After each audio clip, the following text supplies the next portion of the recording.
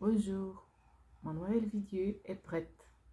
Chaque instant, à la limite, au bord.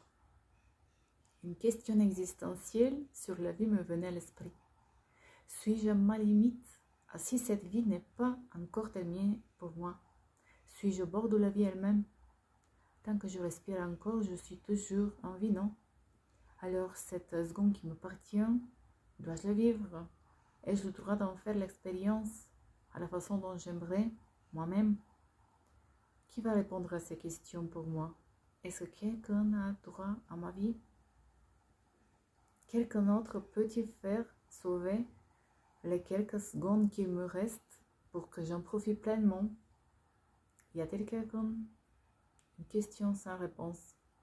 Moi seul suis capable de d'y répondre et moi seul suis responsable de ma propre vie. Personne ne veut de ça. Chacun a sa propre vie et ses propres expériences. Pourquoi devrions-nous nous charger des fardeaux des autres? Un petit point. L'instant me murmure, là au bord de la falaise, je recommence ma vie. Chaque instant à la limite, suis vivante plus que jamais. Je m'imaginais debout au bord de la falaise, alors que je rapprochais de plus en plus mes yeux de cette eau qui m'inondait et retombait dans le gouffre. Puis je me suis demandé, c'est tout? Est-ce la fin? Être au bord de ma vie et savoir qu'il ne me sera plus possible d'exister.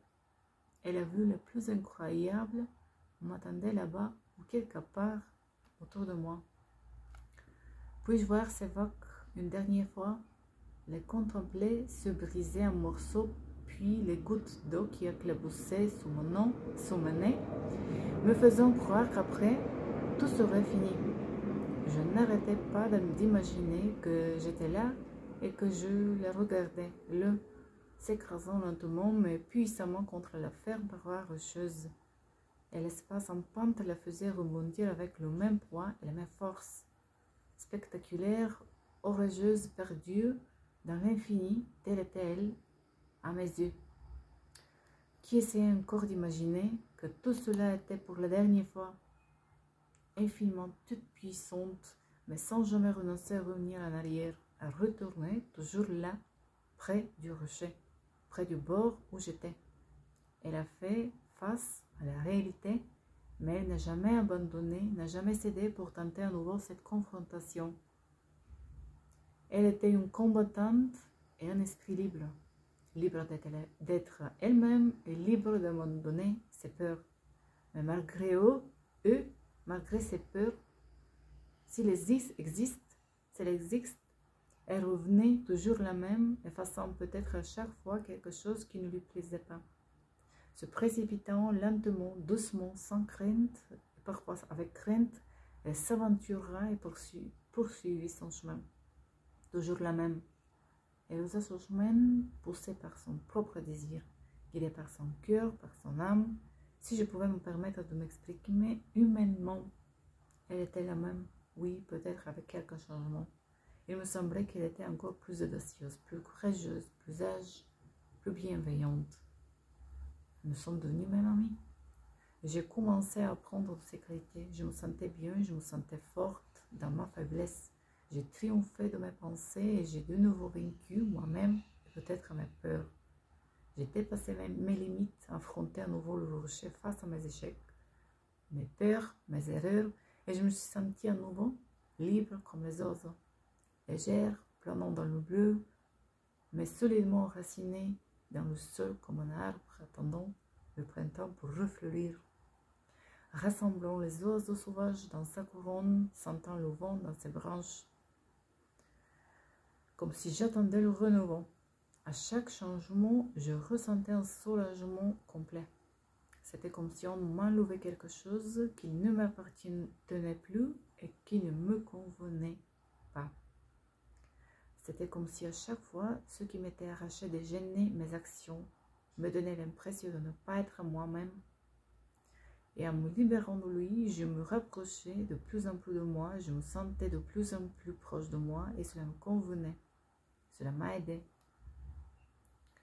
J'ai suivi l'eau des yeux et j'ai vu qu'elle devenait encore plus claire. Je pouvais la voir se tortiller, mais elle était plus confiante dans ses mouvements que moi dans mes pas. Nous nous ressemblions. J'aimais me sentir proche de la nature, dessiner et m'inspirer de sa qualité, où je me rapprochais de plus naturel, de moi-même. Et à cause du sentiment qui m'habitait que chaque jour j'étais à ce beurre, j'ai immortalisé ce jour comme si c'était le dernier.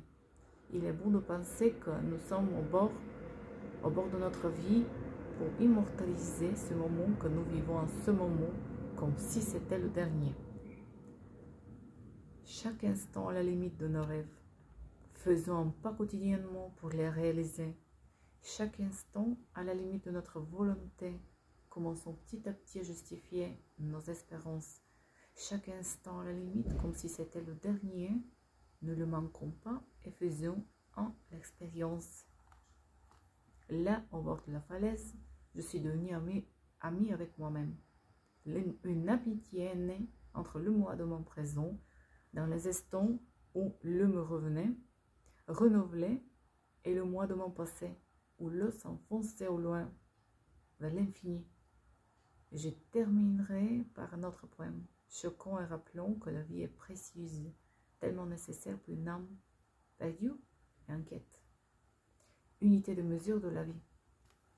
Une seconde, une vie. Une vie, un nombre inconnu de secondes. Alors chaque vie est un cadeau que je chéris du fond de cœur, comme il est précieux, pleinement consciente, effroyablement dévouée, passionnément immergée dedans. Merci.